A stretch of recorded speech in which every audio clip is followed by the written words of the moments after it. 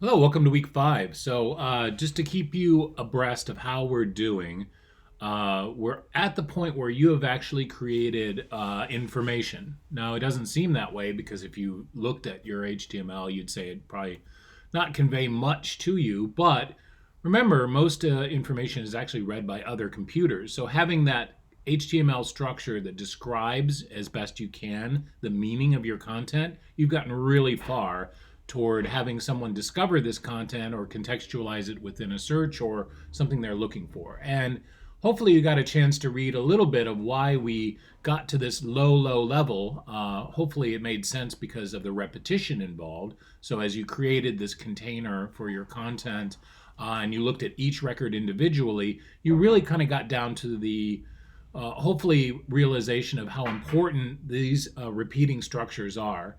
And I realize I think everybody did a really nice job on their HTML. If you hadn't done this before, kudos, because it all for the most part was really well done. I will say, just as the course goes on, if you did have difficulty with something, it is very helpful to look at others' work. As you see, we're here to share with each other on this, and these structures aren't anything completely unique to you and your content. So learning from others and being able to appreciate how particular data structures are going to be reusable is going to be a theme as we move forward. So let's get to week 5. So now that you've got some information, we spoke in the very beginning of the class a little bit about wayfinding, right? You're looking around, you were looking for signs. So think of your actual individual records as the maybe signage, but now we need to think about the building that you're in.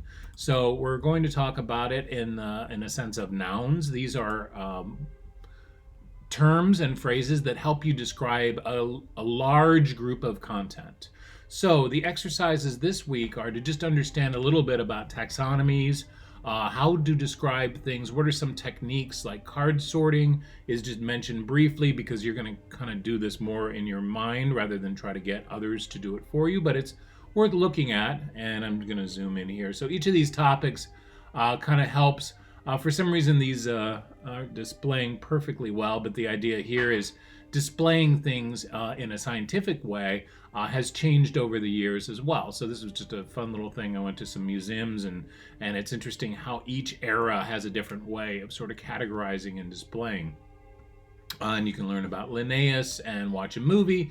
But the exercises for this week are thinking about those terms and describing them of how do you use these terms. In one instance, we talk about keywords. Keywording is just words and phrases that describe your content to search engines. So it's really good to think of like what are really unique words. So there's an exercise there. And then what are the taxonomies that might exist?